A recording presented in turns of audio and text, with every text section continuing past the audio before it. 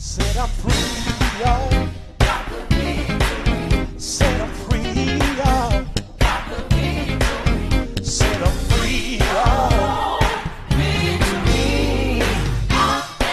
Yes, I am. Set I'm free, y'all. Set I'm free, y'all. Set I'm free, y'all. Ooh. Yes, I am.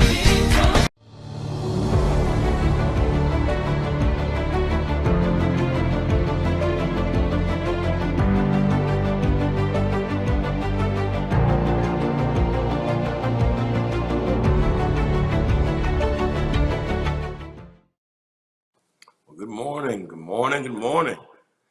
This is the day the Lord has made, and we're here to rejoice and be glad in it. Welcome to Hope TV. I'm E. Dewey Smith, one of our Hope dealers here, and I'm so excited that you've tuned in this morning to Hope TV to get a daily dose of hope. So exciting and just exhilarating for me that you've tuned in today, and it's exciting that you've tuned in to our podcast recording. Today we're dealing with a deeper dive, and we've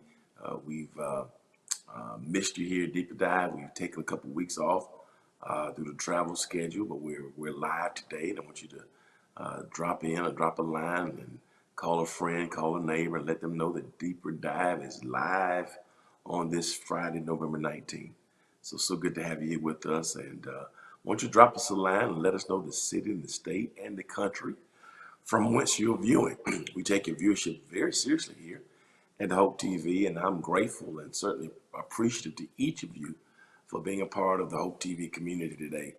So very exciting to have you with us. So drop a line to a friend and let us know if you're watching. You drop us a line while you're watching. Let me know the city, state, country from which you're viewing. Go ahead and do that now, and it will mean the world to us. And everybody who's watching today, whether it's Apple TV or Roku, Twitch, Amazon Fire TV. We've been very excited to see that our Twitch numbers are growing, and we got the analytics, and the Twitch numbers are rising, fast rising. I'm excited about that. Good morning, Sean. Glad to have you with us. And Amazon Fire TV, of course, Facebook is here with us this morning. Sean is already reporting in. YouTube, I'm sure, is coming along as well. And of course, Twitter and Instagram, of course. Good morning, Lily from Atlanta. Blessings to you. We also have those who are watching through the E. Dewey Smith website, edeweysmith.org, the House of Hope Atlanta website, and of course, the Hope TV HTV now. So whatever platform you're streaming through, welcome. We're excited to have you here with us. We're doing a deeper dive, which is a great conversation. It's a kind of theology conversation, and kind of pushes, some of the limits of things that we probably wouldn't talk about on a Sunday morning, a little bit from a theological perspective. And so we've been doing theology since we started Deeper Dive. And next year we got some even greater plans for Deeper Dive to make it even more comprehensive. So I'm excited that you're here, and we're blessed to have you here with us. Everybody who's with us, we want to remind you that we're doing in-person worship this Sunday at our new West Point location, the House of Hope West Point. It's in Winston, Georgia, in Douglas County. Good morning, Camellia. And so, good morning, Tina, Newcastle, Delaware. And so that new location is in Douglas County. So it's near Douglasville, about 15 minutes from Carrollton, West Georgia University. Hello to everybody who's coming from West Georgia. Of course, we have Villa Rica, Dallas, Georgia, Douglasville, Fairburn, Smyrna, Powder Springs. So everybody, Mableton, Austell. So everybody who's in that area, come on, you're welcome to worship with us this coming Sunday for our in-person worship. And so if you want to attend, it's WPA. You can text the WPA, um, WPAT, West Point at 11:30. So that's WPAT 11:30. You can text that to the number 678-201-1351. And of course, we would love to have you here with us, and it's going to be a great environment. Got protocols in place to keep you safe. And so we're meeting twice a month on the first and third Sundays right now, just to give us time to make sure that we're getting acclimated back smoothly. So if you want to come and be a part, I think we have some more space available at the West Point location. That's WPAT 11:30. That's West Point 11:30. Again, text that number to 678-201-1351. So everybody who's in West Georgia, it's approximately maybe 15 minutes from Six Flags.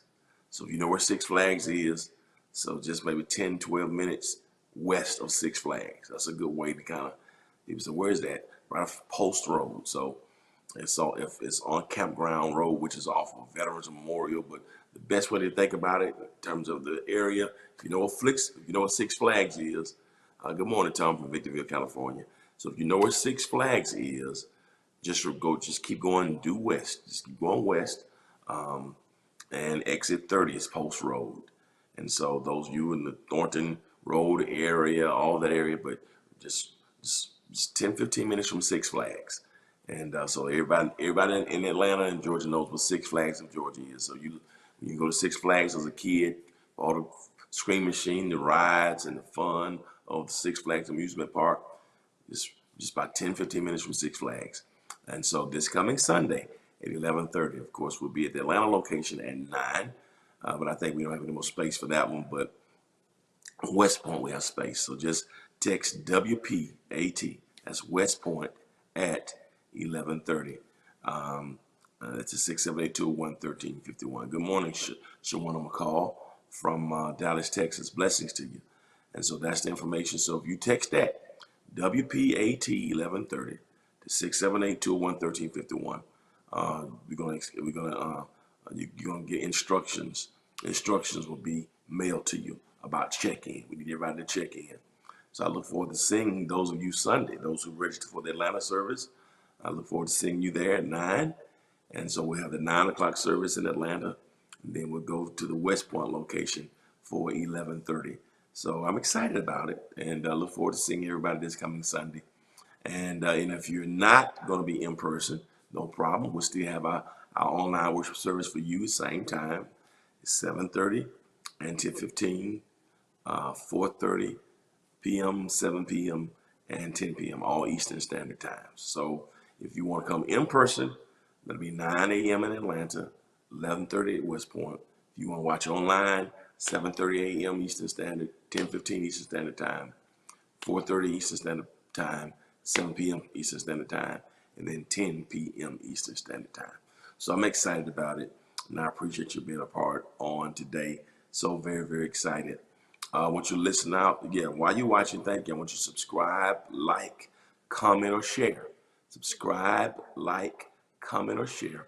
Every time you subscribe, like, comment, or share, you help us to expand the platform with our engagements and with our algorithms. So go ahead and subscribe, like, comment, share. Costs you nothing to do that, but it's very, very impactful and meaningful for us. Two other things right quick. So of course, in-person worship this coming Sunday, and we'll be back again on December the 5th for in-person worship. So we only have 2 more in-person worship opportunities after Sunday for the year. First Sunday in December, third Sunday in December. We're getting acclimated back, and we want to give ourselves time through the holidays if we have to do any contact tracing. So just to just kind of acclimate this and ease back into our regular schedule. This coming Sunday, we're celebrating 145 years as a church. The Atlanta location is our 145th anniversary. In May of 1876, was this church organized, House of Folk, Greater Travelers Rest. And so we'll be celebrating that Sunday. And so I'm thankful for everybody who's going to be a part. And God's been doing some great things through Hope TV in this time, and also even through the music ministry and through my music endeavors. We started a record label, and you're aware of that. And that music is doing very well. I released my first solo project, A Long Time Dream, and that project has been #3 on the top selling gospel albums chart for 3 weeks since it was dropped a month ago. And we give God praise for that. So this is our third week at #1. It's the #1 current gospel album on the charts. So we're excited about that, and we give God praise for that. And then the single "Your Presence Is a Gift" this week is #21 with gospel airplay. And so it's rising, and it was the most added song to gospel radio last week, and we're excited about that. And that's on Billboard, and so the most added Pebble Street Records, as you see that. So God is good, and it's just growing, and it's #21 on Billboard for this week. And so Your Presence Is a Gift. So I'm excited about that. While I'm on that, right quick, this Sunday we're going to be announcing pre-orders for my Christmas EP. You heard me right. Not only did we just drop that in October, but we've been working hard. As you can kind of hear my voice, guys. We've been working hard, and we have a Christmas EP that's going to get you in the Christmas spirit. We're doing this as a fundraiser to help our Tabitha's House. Some of you don't know this, but we started a nonprofit called Tabitha's House, which is a nonprofit of our ministry that is geared on helping to empower and to remove young girls from human sex trafficking. So we're one of the few churches in the nation that has 2 residences where we house young girls ages 11 through 16 who've been victimized by human trafficking. We started this nonprofit several years ago, and we're excited that we've helped to rescue over 100 young girls out of human trafficking. And so we provide them with clinical evaluations, detoxifications. Our goal is to produce complete and healed and independent young women who can go and, even with their difficult stories, be used by God as vehicles and conduits of empowerment for our community. So I want you to keep our Tabitha's House in your prayers. And so this Christmas EP is called Let Praises Ring. You'll hear about it this coming Sunday. It's one of the ways that we want to do some year-end fundraising for Tabitha's House. And so this Christmas EP, you may be pre-ordered on Sunday. It'll be available in 2 weeks on all digital platforms, December the 3rd. But you can start your pre-orders on Sunday. So I'm excited about that. Let Praises Ring. I want everybody to go get it so we can help support our Tabitha's House initiative. So let our presence be a gift to the young girls who've been victimized by human trafficking, and that we're going to stand to bring empowerment. And to all of our directors and people who work with Tabitha's House, it's a very dangerous work, very dangerous and hard labor. But they've been called to do it, and they're doing an incredible job. And so we're praying for complete, healed, independent young women of God who can go out and become conduits of empowerment for the world through our Tabitha's House initiative. We've got to stop human trafficking. It's the second largest criminal enterprise now in the entire world, only second to the drug industry.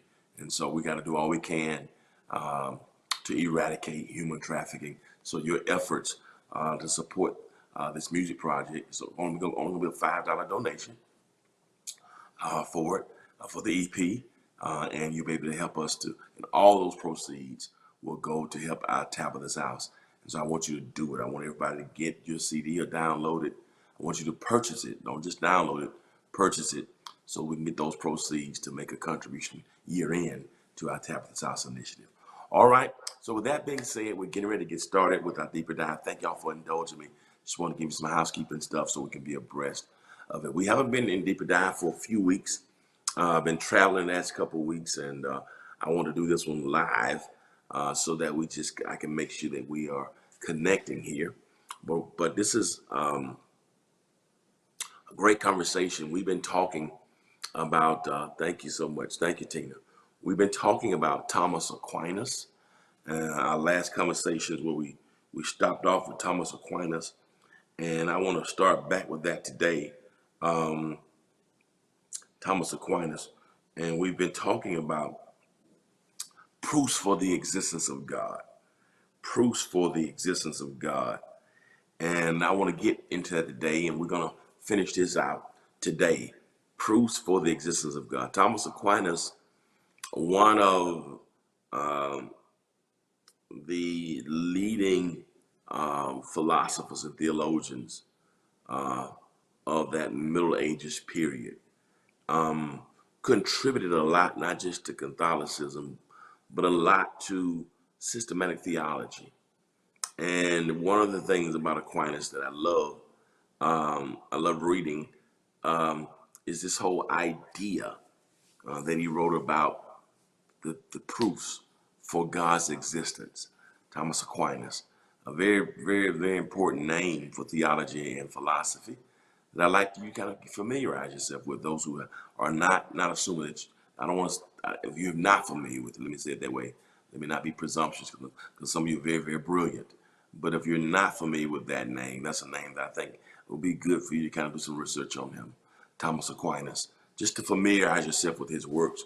But one of his most famous works is called Proofs for the Existence of God. And we dealt with two of them the last time. I want to give you all five of them today. They gave five proofs. Theologia Summa is what it was called in Latin. It was a summary of theology, and I want to kind of get into that. The first proof of the existence of God, according to Thomas Aquinas, is what he calls the law, the proof of change.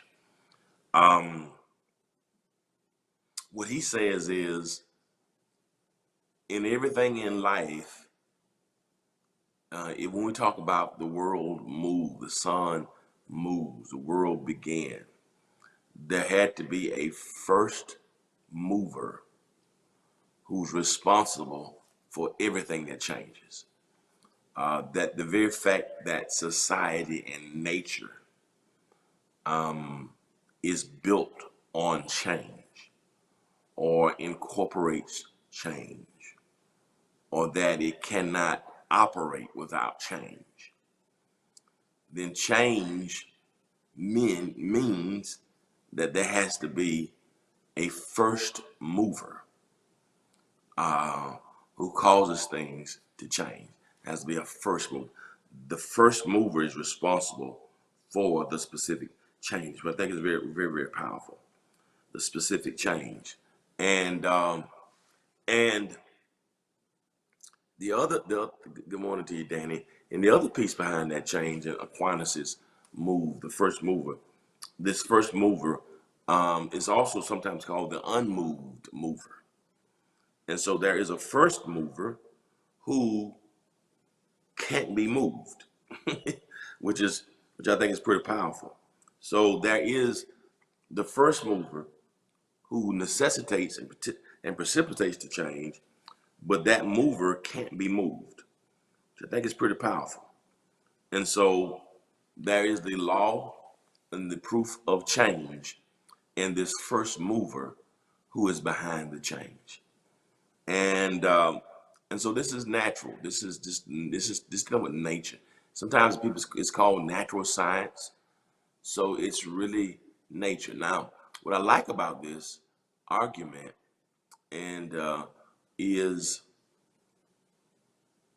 I think it's beyond nature. It's even spiritual in our lives. Because I think also in our lives, many of us can testify that it's been changed in our lives. And I don't want to sound preachy here, because this is deeper dive and this is supposed to be theology. But I think for me, when I think about the changes in my life that have come about, there had to be a God. Now, some people say we grow, we evolve, and because of our own personal growth and evolution, we change as a normal human process in reaction to what has happened in our lives. Many of us are not the same now that we were 10 years ago. We may not, or maybe we may respond differently. And sometimes we say that that's growth. That we've experienced more. We mature and we evolve. We become better iterations of ourselves. But at the end of the day, I still believe that there has to be a God who's behind the change. There's an unmoved mover who's behind the change. We used to sing a song. It's a hymn. Oh, what a wonderful change in my life has been wrought since Jesus came into my heart. Floods of joy o'er my soul, like the sea billows roll, since Jesus came into my heart. Since Jesus came into my heart. Since Jesus came into my heart. Floods of joy o'er my soul, like the sea billows roll. Since Jesus, the change in our lives, just like that theological argument, there has to be a mover, and there has to be someone who necessitates and who initiates the change. So that's the change argument. The next proof for God's existence is what um, Aquinas he would call that cause. Cause. The next proof is cause. And so this is causation. This is causation. That's the next proof, causation. Now, this is pretty cool, causation, because it's a little different from change. This is cause and effect. This is the causation argument. Here's why. It's possible for things to be changed without necessarily being caused. Change is not always based on the beginning of a thing. Cause and effect is more what starts a thing. Just because the thing changes does not mean it will necessarily starts. Something can be changed without the changer starting or originating. Let me make sure, because it's very nuanced here, and I want to make sure it's very clear. Things can change. A person can change something without necessarily starting something. A person can come in your life and you feel changed once that person comes into your life. But although that person can change your life, doesn't mean that person started your life. But the proof of cause and effect, what it says is to every effect, there must be a prior cause. And so when you talk about nature, when you talk about the world being created, when you think about the earth, when you think about the sun, the moon, the constellations, I mean the stratosphere, the hemisphere, the teliospheres, the placement of the moon and the galaxies, there has to be a cause of all that.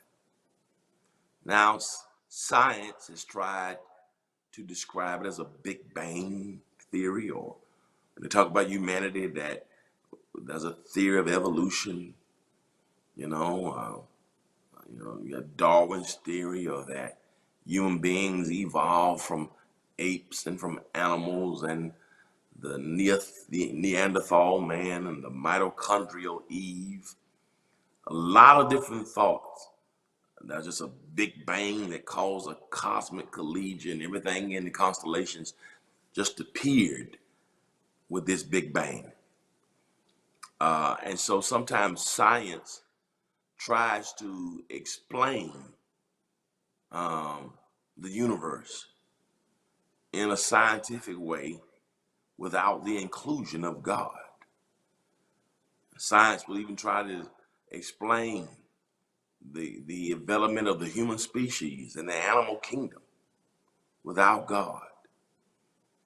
But for me, at the end of the day, for those who believe in the theory of evolution and those who believe in the Big Bang, I'm not here to argue that. I just want to ask the question. If you believe there's a Big Bang, and that's I don't believe in arguing with people about what they believe. I don't do that. I have much better things to do with my time. Because sometimes when people's minds are made up, you can't You can never convince somebody who's committed to their position, or you can never convince somebody to get understanding if they're committed to misunderstanding. So I just offer my position and try to respect others. But but suffice it to say that somebody believes in a Big Bang. My question simply is this: who caused the bang?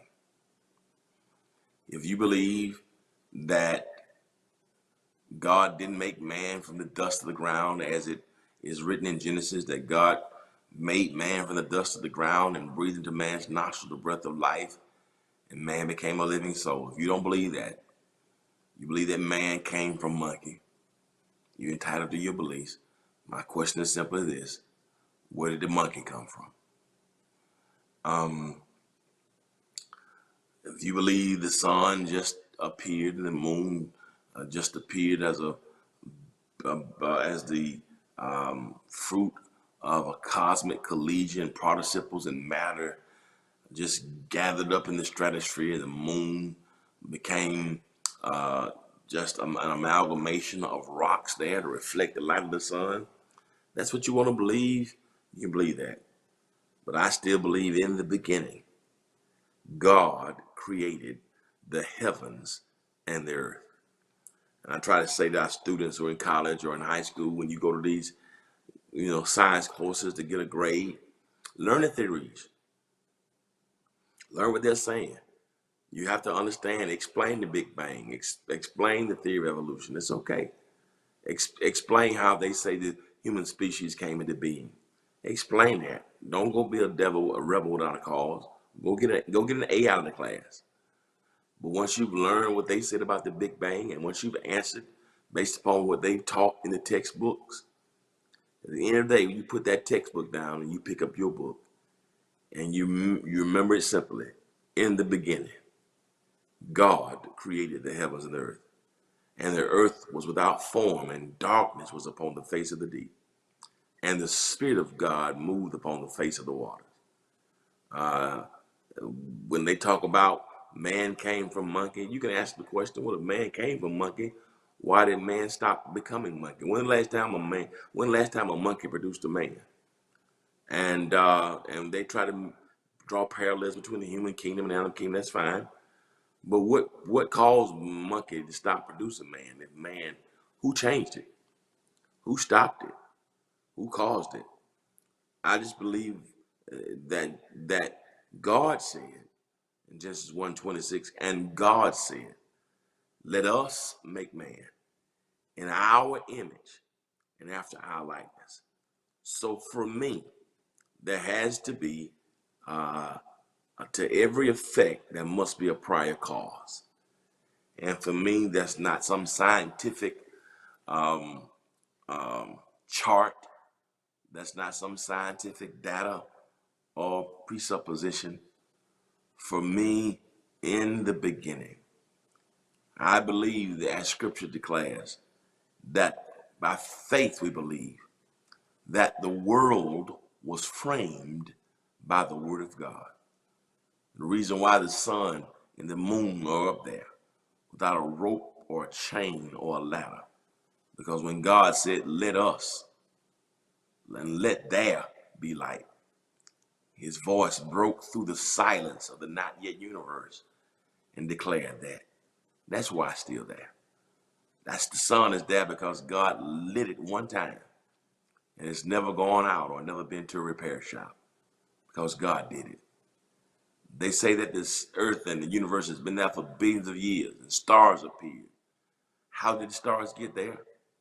I believe God lit them one time, and God put bulbs in the stars and have caused them to twinkle for billions of years.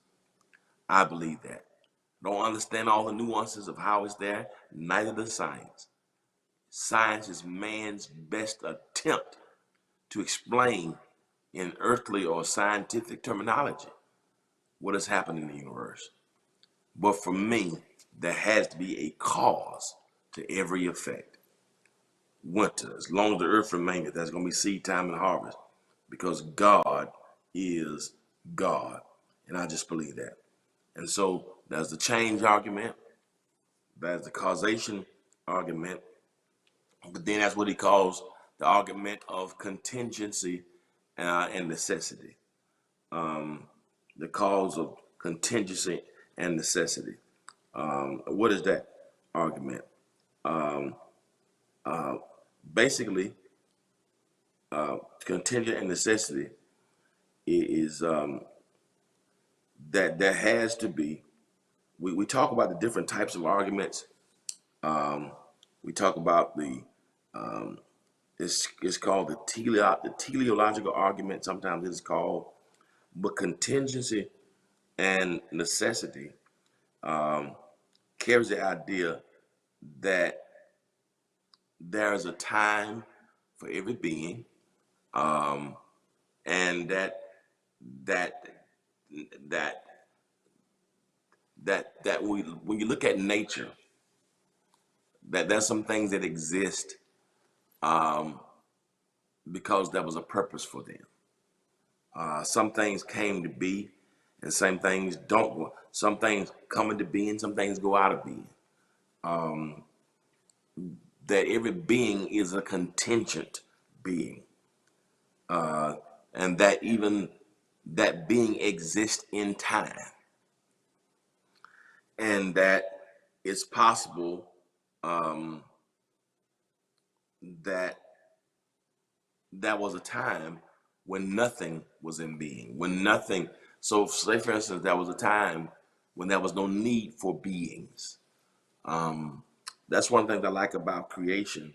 Um, when you think about the first days of, according to Scripture, God doesn't make man until the sixth day of creation, according to Genesis. And then on the seventh day, God rested. Now, what that means is there was a time when no human beings existed, and so initially God created the world without humanity. So there was a time when human beings didn't exist. But then God in time put humanity in time, and so therefore we are contingent beings. Um, um, and so I think when you think about nature itself, um, and both these arguments are true. So what this means is God, and I think this is also powerful. I'm glad that God didn't make us first. You know, that God didn't make us first because I think perhaps that would give us even some other type of superiority notions. You know, so I think what is important is that uh, God breathed our being. God deemed us to be contingent beings, and God created Adam to be a steward over God's creation. As a matter of fact, the Bible says in Genesis 2:7, and God created man from the dust of the ground and breathed into his nostril breath of life, and then God planted Adam eastward in Eden. And so the Garden of Eden was not created after Adam; it was created before Adam. Genesis 2:15 says that God placed man in the garden to dress it and to keep it. And so that was a time when the Garden of Eden existed and Adam did not exist. And so that makes him a contingent being. Um, um, but every but but but but everything that was created may not be in that's so good, Tina, may not be into um may not be in reality right now. Okay. So that's a very powerful, and so this whole idea of necessity and contingency is powerful. All right, and so there are things that may have appeared that may no longer be in being now. You know, if you think about one of the things that can go into being and come out of being. When you think about the prehistoric times, that would be a good example of that was a day and time in which dinosaurs lived. You know, the prehistoric times. And when you think about that, um, dinosaurs existed according to science. They found archives and predators and the Brontosaurus and Tyrannosaurus Rex, but you don't see dinosaurs existing today, right? So something went into being and came out of being. Um, and so when there is a contingent being, there's a time for that thing to exist and a time for it not to exist. For instance, you and I can be called contingent beings. None of us existed in the 1800s, not in flesh. In spirit, God had us in mind, but in flesh, we did not exist. If the Lord delays his return another 100 years, nobody who's watching me right now will be in being. So beings come into existence and go out of existence, and it's still all. And so it's possible for us that these two things can be a reality, that for us to exist and us not to exist. Dinosaurs existed, they don't exist. We exist in time, but we don't exist in the whole of time. God gives us a specific amount of time here on earth to exist, and that will make us a contingent being. All right? All right, that's good. Um, Here's the other one. This is called the gradation. We're going to call this last one number 4. And we got 2 more. Let you go. Gradation that occurs in things, degrees that occurs in things. All right. Um, what does that say? That's saying that some things are better than others. Gradation says that some things, there's an uttermost case. How can I explain that? The closer we get to the sun, the hotter it is. The closer we get to Antarctica, the North Pole, the colder it is. That's a gradation. And so there must be something, being, goodness, and other perfection that we call God. So who is the person behind the gradation? That if you go to the Sahara Desert, it's hotter. If you go to the North Pole or Antarctica or Alaska, it's colder. There's a gradation, there's a degree of change, there's a difference, there's a variance in those things.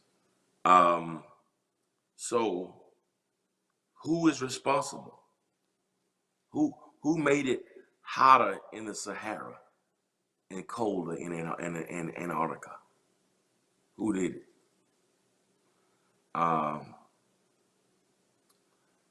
Who makes it more tropical in the Caribbean and makes it more bleak and rainy in the Pacific Northwest?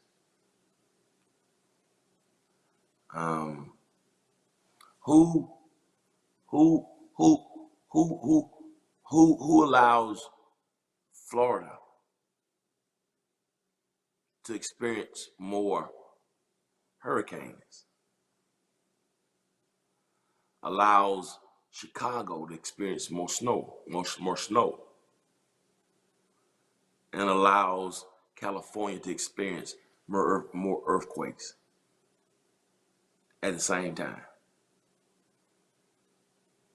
When there can be a storm in the Gulf Coast, a hurricane in Haiti, and an earthquake in California at the same time. The gradation. There has to be a God, the degree to which things change. Those things just don't happen. I can, right now, I can take a flight and go to Turks and Caicos and I can be on the beach today. The same guy can take a flight and go to Alaska and need a coat, or Antarctica and need a coat. Same day, and I can do it at the same time, but the gradation. How do you explain that? You try to explain it scientifically, location, all these other things, and you can come up with all the different meteorological and climatic hypotheses that you want. At the end of the day, the gradation for me is because there is a God. Point, the blank, and the period. All right? And here's the last one. The last one is called, we're going to call this one the governance of things, or it's called the teleological argument. The teleological argument. Okay? It's called the design. All right? All right? The design. The design. Let me give an example of this. Is called, sometimes it's called the governance of things. When people look at the world, there's another argument. You got the teleological argument, the ontological argument, the cosmological argument, and I wish I could have given you those today. I'll give them to you next week, so you can have the technical names for each one. The cosmological, that is with the cosmos. The teleological argument, that's the governance of things. The ontological argument. So I'll give you those names next week. But let me just break it down for you today before I let you go. The teleological argument, there's another term we call intelligent design, that typically is used for how intelligently the world was designed. It's called intelligent design. I don't want to make this too complicated, but let me talk about the teleological argument, or the governance of things. It kind of deals more with natural law. Let me give an example of the governance of things. This is the teleological argument. Here's a good description of that argument, or a good way to explain this argument, this proof. The natural body. Okay? How our bodies were made.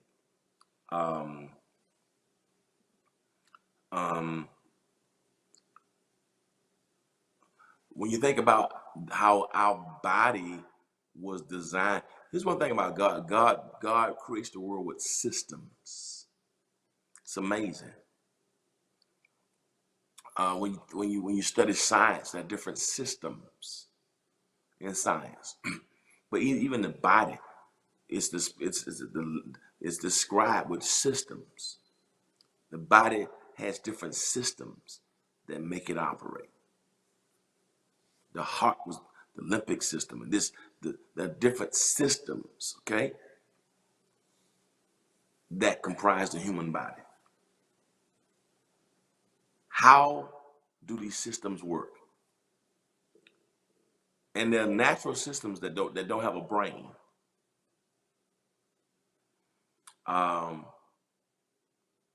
If you cut yourself,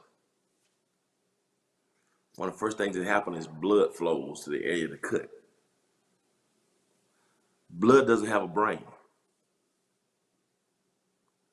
but blood flows to the area of the wound. How does blood know how to flow to the area of the wound when blood has no consciousness? At a certain amount of days, the skin, if the dermis or the epidermis have been penetrated through a wound or a cut, blood flows there. The skin knows how to scab itself. The skin doesn't have a cerebral cortex or thalamus or hypothalamus.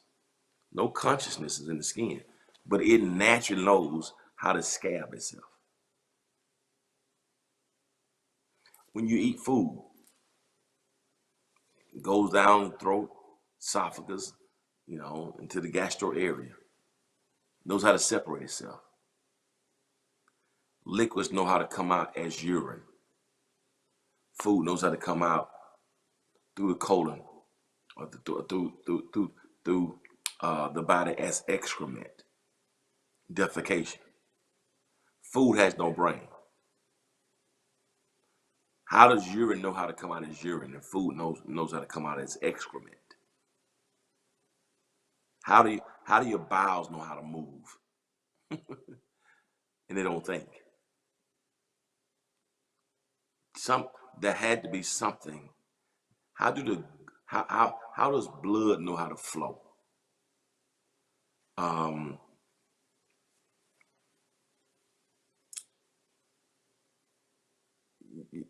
If you put your hand on a hot stove,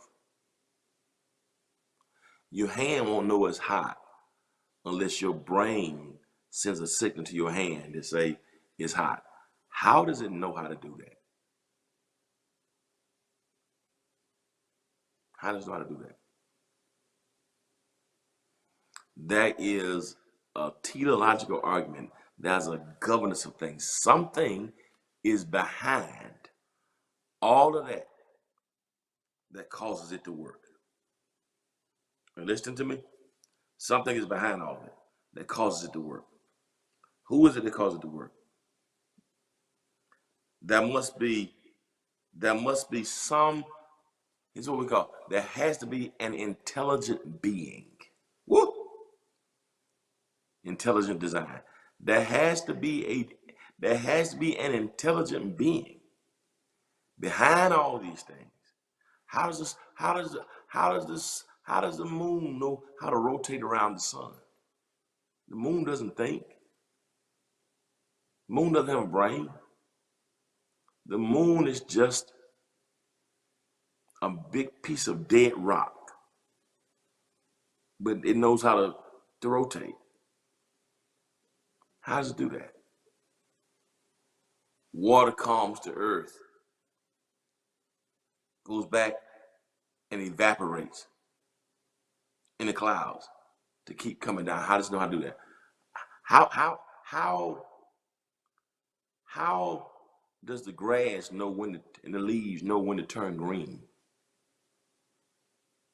And knows when to brown itself and take a break.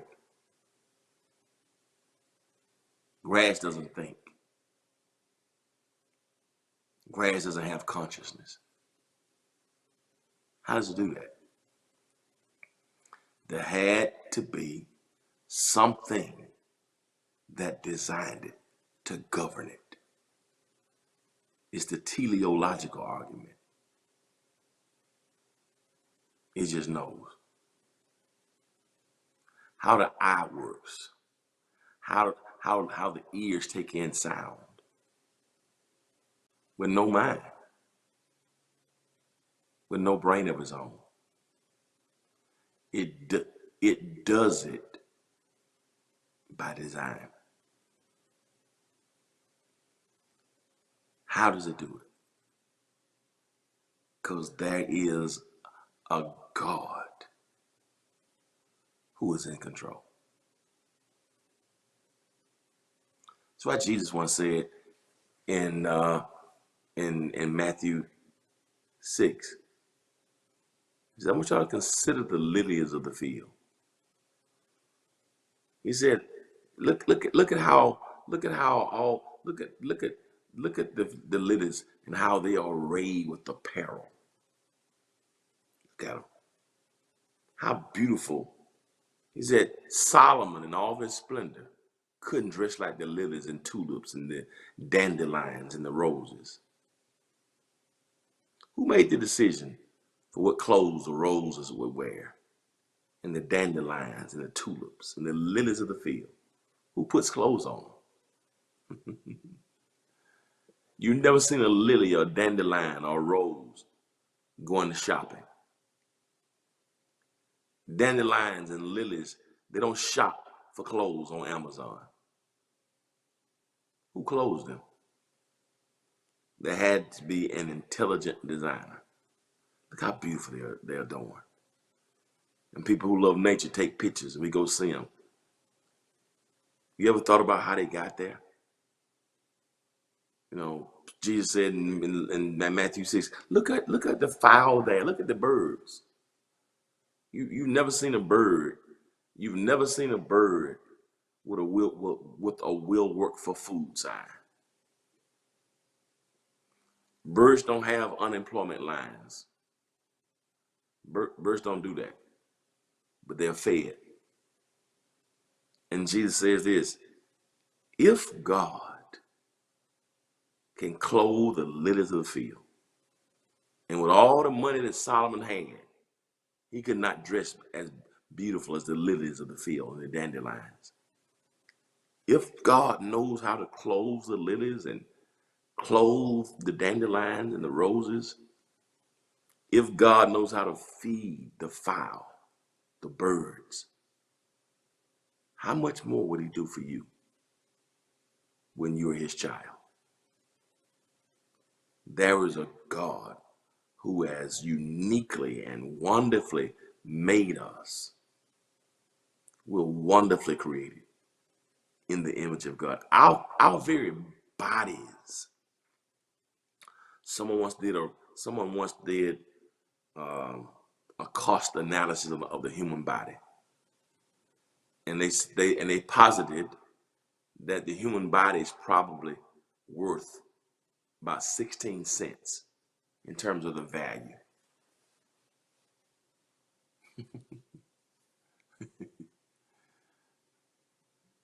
Now, because people are buying body parts, but they're saying the worth and value of how it's designed.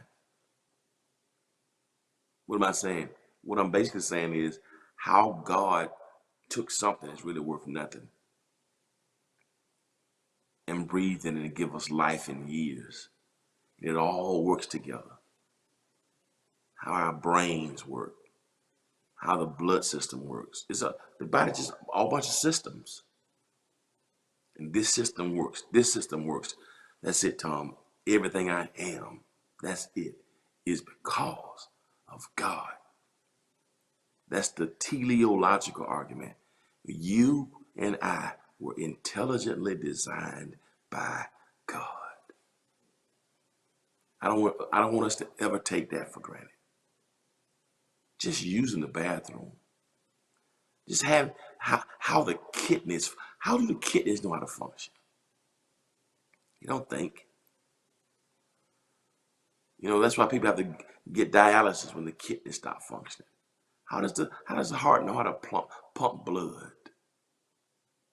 How does the body know how to breathe in oxygen? And how do we know how to inhale oxygen and exhale carbon dioxide naturally?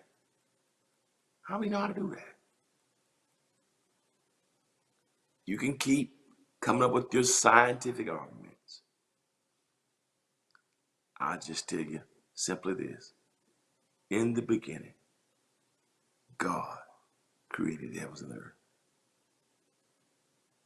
I close with this, and we'll pick this up next Friday. A line of one of my favorite songs that was written by the legendary James Cleveland. God is the joy and strength of my life. He moves all pain, misery, and strife. He promised to keep me, never to leave me. He never ever comes short of his word. I've got to fast and pray, stay in the narrow way. Try to keep my life clean every day. I want to go with him when he comes back. I've come too far and I'll never turn back. God is. God is. God is. God is. God is my all and all. I believe in God. Period. It's in him that we live, in him that we move, in him that we have our being. I hope I didn't sound too preachy today. This is supposed to be kind of didactic and professorial. But let me encourage you, my friends, today. In the words of Jesus in Matthew 6, if God knows how to take care of the lilies and feed the birds, then you take no thought what you're gonna put on, what you're gonna eat, what you're gonna wear. Because God will also take care of you. Believe that. Thank you for spending your Friday morning with me here with a deeper dive. I hope you're encouraged. Every time you go to the bathroom, think about God. Every time you hurt your finger, you hit your finger and it hurts. That's God. God was doing all that to remind you you can't exist without me. I give God the praise for being a loving, kind, and an intelligent God. Y'all go in peace and know this: God's got you. Now have a great day. Enjoy your weekend. And always remember this: if you'll be good to God, God be good to you. Till next time, peace. I love y'all. Set I'm free, y'all. Set I'm free, y'all.